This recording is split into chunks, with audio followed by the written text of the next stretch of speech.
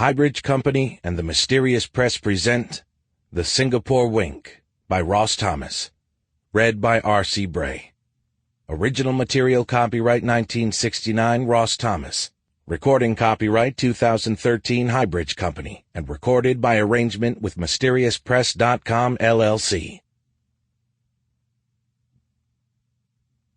Chapter 1. He was probably the only man in Los Angeles wearing spats that day, pearl gray ones that peeped out from beneath the uncuffed trousers of a gray suit so dark that it seemed almost black. There was a white shirt and a neatly knotted pale gray tie that blossomed a trifle before it ducked behind a vest. There was a hat, too, but it was only a hat. If either of the two men who came in out of the rain were a customer, it would be the other one. The big man with the tightly cropped gray hair and the left arm that stuck out at an acute angle as if he couldn't straighten it all the way. He circled the car slowly, opened a door and slammed it, beamed at the satisfying thunk, and then said something to the medium-sized man in the spats who frowned slightly and shook his head. The car was a cream-colored 1932 Cadillac V16 Roadster that became all mine after its owner, a plunger in the commodity market, made a disastrous guess about sorghum futures. The bill for the restoration of the car amounted to $4,300, and the commodity plunger, gloomy and depressed, had apologized for an hour about his inability to pay.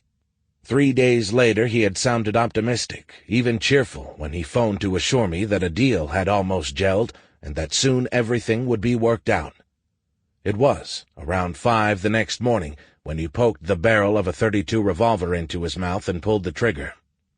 The Cadillac, with a $6,500 price on it, was now the centerpiece in the showroom, flanked by a 1936 Ford four-door convertible cabriolet and a 1938 SS-100 Jaguar. I was asking $4,500 for the Ford, and the Jaguar was tagged at $7,000, but any reasonable neat stranger with a clean shirt, a checkbook, and a driver's license could have had his choice for an offer of $500 less.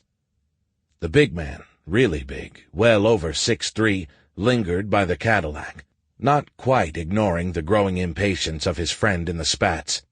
The big man wore a double-breasted blue blazer with gold buttons, gray flannel slacks, a white turtleneck polo shirt, and the ecstatic expression of a crapshooter who has just hit his 7th straight pass.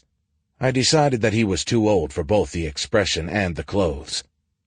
The man in the spats frowned again, said something, and the big man took a last savoring look at the Cadillac before they started back towards my corner office, a glassed-in cubicle that held a desk, a safe, 3 chairs, and a filing cabinet. The big man came in first, and he didn't bother with the amenities. "How much you want for the caddy?" His voice didn't go with his size. It was high, almost piping. Because he might be a customer, I took my feet off the desk. $6,500. The smaller man, the one with the spats, wasn't listening. After he gave me a quick glance, he let his eyes wander around the office. There wasn't a great deal to see, but he looked as if he hadn't expected much. "This used to be a supermarket," he said. "An A&P." "It used to be," I said. "What's the sign outside mean? Les voitures anciennes?" He did better with the French than most. "Old cars, old used cars." "Why don't you say so? Then nobody would ask, would they?"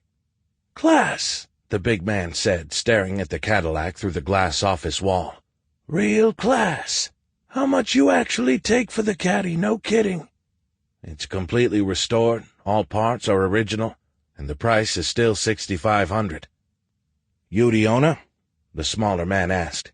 His R's gave him away, so did his T's. He was from the East Coast, either New Jersey or New York, but it could have been a long time since he had lived there. "One of them," I said. "I have a partner who handles the mechanical side. He's in the back." "And you sell them?" "Some days," I said.